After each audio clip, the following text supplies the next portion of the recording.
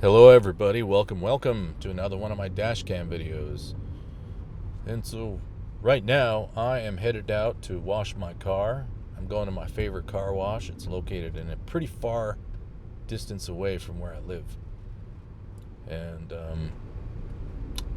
I wash my car all the time because for many reasons. One of them is I just can't find somebody to do it right. How many times you pay for a car wash and it looks terrible. You know, there's streaks all over the place. They miss dirt. They don't wipe it down. One time I tipped this guy $5 and I said, give me a little more effort on the wheels. So he went back and he did. He worked on it for, I don't know, maybe 4 minutes is it. He was done and I looked at it and I gave him the $5, but I was like, geez, boy, you sure did the least amount of work for that $5. And another reason is, washing your own car, it's therapeutic. It's always been therapeutic. I've always grown up in areas, I've always lived in areas where, generally you wash your own car and it gives you pride in ownership and it gives you feelings of self-worth. Now I know it's a material object, but still, you ride around in it every day. It's an extension of you, whether you think it is or not, whether you agree it is or not, it is. So, for visibility, what do they call it? For, I'll remember here. And another reason is it's cheaper. I can get a car wash done. And this one car wash I'm going to, I can do it for $1.50. I used to wash my whole truck and I used to get it done at $1.50. Of course I would do it every week. It wouldn't get that dirty. And this one takes me about probably $2.50. This one today will take me about $3 because I just got done with a long road trip and there's a lot of work that needs to be done, a lot of bird shit on the top and some areas where I think I got some road tar. Went through some road tar. So I'll have to pay special attention and spray those down really good. I never use the brush because the brush is abrasive and you never know if a car ahead of you used the brush on their tires or underneath the undercarriage. So it's never wise to use the brush on the paint. And so the cost, and then another reason is you could pay to have your car wash done in another area, but in reality you get attitude from the people who you have wash your car. I used to have my car wash done at my office and they would do it for a pretty good price. And I did it for off and on, and I loved it because it saved time and they actually did a good job. And plus they did it while I was working, another bonus. So I understand the time you saved by having somebody else wash your car is worth more to you, because if for somebody like me, my time is worth more than the hours spent that versus having somebody else do it. I know you know what I mean, and my words aren't explaining it very well. But trust me, math-wise, it's probably better if you don't get any value from washing it yourself, then you're better off having somebody else wash it. I mean, it's like doing laundry. If you hate doing laundry, if you can, pay somebody else to do it. If you hate doing dishes, if you hate cleaning up your house, and you've got the money to do it, by all means, get somebody else in to do it. But if that value is deteriorated by the poor quality of service, or if you get some value from actually doing it yourself, then it equalizes the balance. And that's where I find myself. usually it's not worth my time, but there's also the aggravation of it being done wrong, or if you have to deal with people you don't like to deal with. You don't like the value of the services that you receive. Then it really tips in my favor of doing it myself.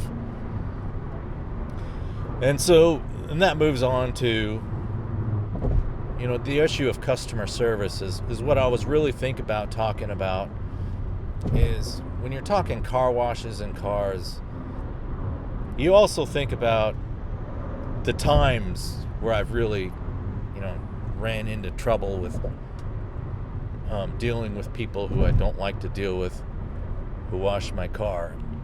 And back to the situation where I used to have it done in my office, and then one day I came down and I picked up my car and I was paying with cash. I mean, that day I remember for some reason I didn't want to pay with a credit card, and when the guy took my $20 bill and he owed me $3 in change, and he didn't make any motion to put it in the cash register to give me my change. And I said, where's my change? And he immediately came out with attitude. What? You don't want to give anything to the guys? And I said, I will give something to the guys, but first I should get my change. And then he made a big to-do about putting the money in the till and getting the change. All the while, I'm thinking in my back of my mind, there's a couple of things I was thinking, you know what I'm thinking. But then I came out and I said, okay, well, when you are offering somebody a service and they give you some money, you always give them proper change back. That's the basis of dealing with cash. And he grumbled something, and it got me even a little more aggravated. And I said, this type of customer service makes me not want to use the service. And then he got really upset and he said, well, I don't care if you use the service. And I says, now hold on here. If the customer, there's also, you don't argue with the customer. And all I'm saying is this type of service is starting to become, really poor. And now it's come to the point where, why even offer this service if you guys don't want to do it correctly? And because of that, and then also in the back of my mind, I was thinking, why do you just keep the cash and then not give me the change? Because that was what I was thinking about earlier, which I know most of you are probably thinking about as well. What if he's just pocketing the cash and he never shows it as a sale? And that's another reason for not giving you proper change. And so I was thinking about that, and that was another reason I was getting aggravated. And so I said, well, if you're giving me this much attitude, who do you, I'll have to mention this to the manager. I know, the parking manager, and who do you report to? And he goes, I'm the manager. And I said, no, you're not. There's another guy who works in the building on the second floor. I says, I've talked to him a couple of times. He goes, well, I'm the night manager. And I said, okay. And then I politely took my change and I gave him back, and I gave him the $3 back, and I says, that's for the guys. And he didn't make any kind of apology or anything. And boy, I was pissed. I didn't show it, but I never came back and I never talked to him again. But I saw him all the time in the afternoons, and he didn't look like a very happy person. I don't blame him. I don't know why he's like that, but I understand. I've come to a point in my life where those types of people, they're not the type of people you want to deal with in your life, and you just stay away from them. So I'm the type of person, I'll never go and use that service again, as long as people like that are there. Now, that was before COVID. Since COVID, I've never seen them there. And they're automating the parking system. They are going to get rid of, obviously, some of them. And since I've been back, I haven't seen him. So, I shouldn't say hopefully, but preferably, they got rid of that guy. I don't like him. But he probably has his reasons for the way he acts. But reasons like that is why, I continue to wash my car by myself. Plus, I need to wax it. Another thing I wanted to talk about that deals with cars is valet parking. And if you've lived in a big city or you've lived in LA, you know that one of the worst things that a car owner has to deal with in the city is valet parkers. Oh my God. Whenever I have to go to either a lunch meeting or meet somebody at an office, or I'm taking a date out to dinner, or I'm going to some club or bar, and I suddenly realize, oh my God, parking. And sure enough, I look around for parking, there's none to be found. And then you see that goddamned umbrella or that stupid cone that says valet, and you're like, fuck, no, God, no. No, God! No, God, please, no! No! No! No! And you have to deal with those people. Boy, I hate dealing with them. Now I realize that when you're dealing with these people, they probably don't own either the business or the property, but they definitely deal with. They probably deal with whoever does own the property. And I can think of at least 10 instances of, bad examples of dealing with valet parkers, but we'll just run off some of the issues you come up against in case you've never dealt with valet parkers in the city before. Well, first of all, let's talk about what your expectations are when dealing with valet. Now, if you're dealing with a valet, the first thing they should be is dressed well, fine. The second thing is courteous and prompt. So actually, let's reorder that. Next thing you want them to be is prompt, right? Come right up to your vehicle, and then professional. I don't know if I would prefer professional over nice, because sometimes a lot of nice people aren't very professional. So I think I would prefer professionalism. And then, it's a nice to have, but a nice attitude. But if you're professional, if you have all those others up on top, I don't really care if you're, have a smile on your face. I really don't. Because to me, having to force yourself to have a smile on your face is probably one of the worst things in our society. I mean, statistics show a majority of Americans hate their jobs. And think about it. Some of the worst jobs that you have out there are in retail and customer service. I have no expectation for a salesperson to have a smile on their face with me. None. I've never worked a sales job. I shouldn't say that. I worked at a couple gas stations for a very short time. And although it's an easy job, I would never do it again.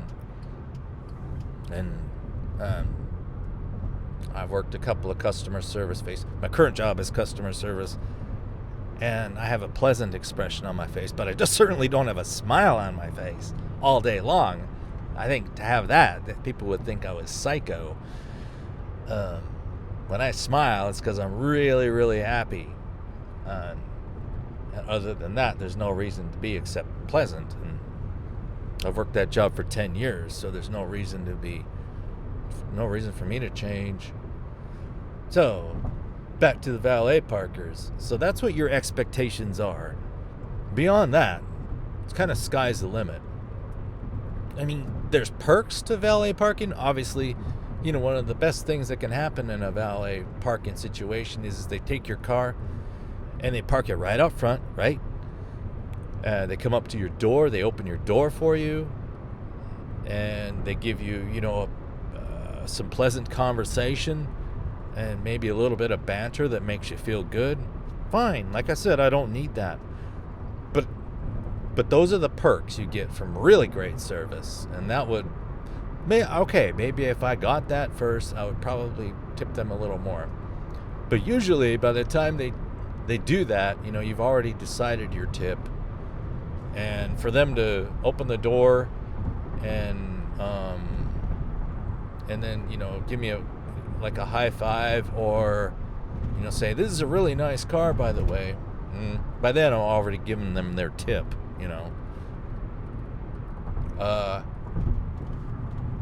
So those are the expectations. So now comes reality. And you come up to them in LA, this is like 90% of them. If you come up to a valet parker, they stand there and they look at you.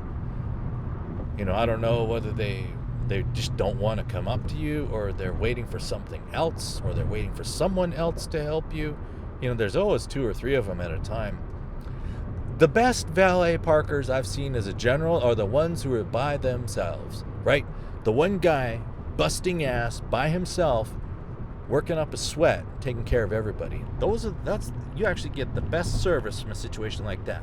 When you see a valet parking situation and 2 or 3 of them in their little tuxedos, you guaranteed you're going to get the shittiest service and come away aggravated. Like, what the hell's wrong with these people? And the slowest service, guaranteed. I was thinking about the old saying, many hands make light work. And I used to think that meant, many hands makes the job easier for everybody. Lightweight work. Well, that is true, but there's also a double meaning to it, and I'm thinking more and more. That meaning is usually the more hands or the more cooks you have in the kitchen, well, the longer the work's going to take, and the poorer the quality. Light work. Light work means hardly any work. Light work could mean terrible work, and that's the second meaning of that phrase of expression, and that fits in this case. So, granted, when you come in, you're at their mercy. It's another thing I hate. You're at their mercy because you've got a car that needs parked. They've got the service, and you're at their mercy. So, you come up to them, they look at you. Rarely do they rush up right up and say, eating at blah, blah, blah, sir, or are you going to into this office, sir? And then, okay, fine. Rarely do you get that question. Rarely. Normally, they just don't say a word. Open up your door, say $5 or $10. And those are pre-COVID prices, mind you. A couple of places I've went at that used to be $5 are now got $5, $10, or $15. And then one place I went to used to be $10. It's $20. And that's a 100% increase. Oh well. If you can afford valet parking, you should be able to afford that increase. No big deal. But I don't care if it's $5. It's still money that you had to come out of your pocket just because the business doesn't have enough parking to accommodate you. So they come up to you and Then sometimes you come up to them and you say, they ask you what you're doing. Sometimes they'll ask you, how long are you going to be? And what's couched inside that is where they're going to park it. And that's when you can be assertive and say, yes, I'll be right back. Don't bury it. I am going to be back. I'll be back in 5 minutes. Or you can say, look, I'm going to be in there all day long. You can go ahead and bury it because I'm not going to be out of here until after 6 p.m. I'm going to be here all day. Do what you got to do. And so then, God, another example, I have to go down to this building sometimes. And every time I have to go down there, I get forced to go down there because the people, they don't want me to, I usually like to double up things so that if I have to go down there, I'm taking care of multiple things. And it seems like they always, grab me at a time when either I'm not on my way home, like I like to go there on my way home, and once I drive out of that garage, I head straight home. And though it's a lot more convenient for me, and sometimes, they don't allow me that luxury, and I have to go down there midday, and it's just far enough away that either I can't walk or I actually do have to go somewhere else. So I always ask them, hey, can you validate my parking if I park in the valet area? And they're like, sure. Okay. So one day I really only had to be in there for 5 minutes. And I drive up to the valet, and sure enough, they took their sweet time, and I don't know what took them so long. There's actually 3 or 4 of them. It's a huge building, one of the biggest complexes in Los Angeles, and I've never had really good service from them. And they're never happy.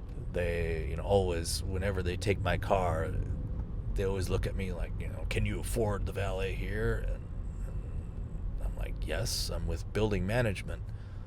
I get it validated. They just said, one guy says, well, you better, because if you don't, it's going to cost you $1 million. And I said, that's fine. Another thing, mind you, I'm not driving up there dressed like this. I'm dressed up there in a jacket and a tie, and I'm not about, a casual dress when I'm working. So there's that history. So whenever I drive up, I think they think that, this guy, we can treat him however he wants. He's a nobody. Hey, fine, do that wherever you want. But they asked me the question. He says, how long are you going to be? And I said, I'm only going to be in here 5 minutes. I said, so don't bury it. Just keep it out front for me if you can. He didn't say anything.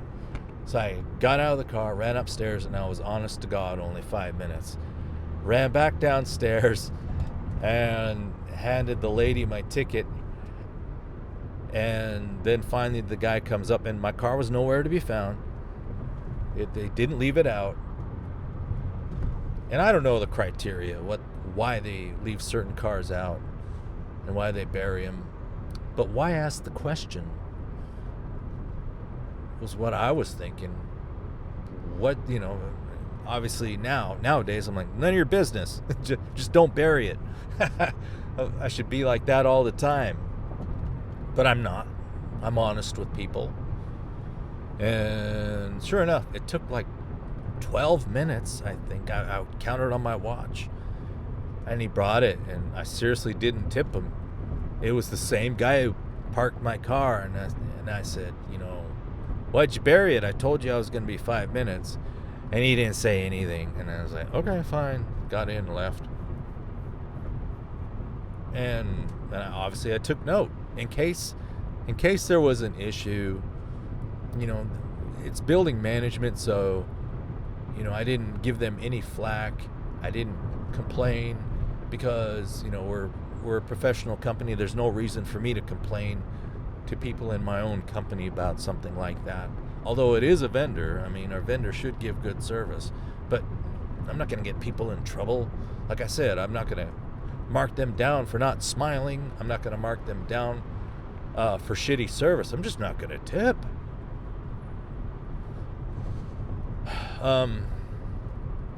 That varies depending on my mood, because sometimes I'm very generous even when I get mediocre service. It kind of depends on how I feel. Really does. And obviously, if you work in customer service, if you make the customer feel better in a natural, organic way, they'll probably tip you more. Not in a kiss-ass way, because there's a lot of folks like me and others, and there's some people I know that are out there, you can kiss their ass all day, they're still going to give you a shitty tip. I don't like those people. I don't hang around with them, but I know who they are, and I know that type of mentality, and I obviously don't like it. So I try to be more, a balanced type person when I'm dealing with this type of thing. So, yeah, moving on, and obviously that's the poor type of customer service that you get. And these valet parkers, they're all over the city. You go to a place where you think, okay, they might have either a small little lot, or I know that there's a lot across the street I can go to, and it's like they read your mind. Just like if you're driving in LA, if you ever have to do a U-turn, trust me, there's going to be a sign saying no U-turn. And I've wondered about that at times, thinking, why do they don't want you to do a U-turn? The only reason I can think of is that it's a way for cops to hand you out tickets if they see you doing it. It's a revenue generator. Everything you do in Los Angeles, it's all based on how to screw over, working people or the citizens, to tax them or penalize them or get fees from them, or in the form of either taxes or fees or citations. And that goes for small businesses too. Small businesses, restaurants, large businesses. And that's the bloat of government. I'm not here to debate that. I don't have a solution. It just is what it is. But back to the U-turn situation. If you ever have to make a U-turn, trust me, do yourself a favor when you know you're going to have to make a U-turn, and just look around for cops, okay? Just look around for cops. As long as you don't see any, and there's no photo or any other type of automated system to catch you, go ahead and make your U-turn. I'm not advocating breaking the law. I'm just saying, so many times when you need to do it, just look for the cop, because guaranteed, if you need to make a U-turn, that next intersection will have a no U-turn sign on it. Guaranteed. And that's Los Angeles for you. I've seen that in a couple other states as well, but that's Los Angeles. And then back to the valet parker situation. I think that covers the bad customer service. I'm not even going to go into, all the other issues you can come up with valet parking, theft, damage,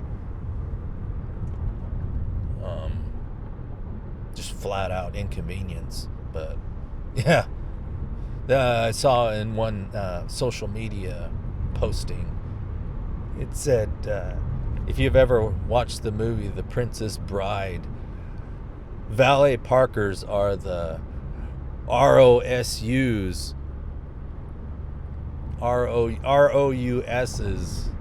of the city. Wesley, what about the ROUSs? Rodents of unusual size? I don't think they exist.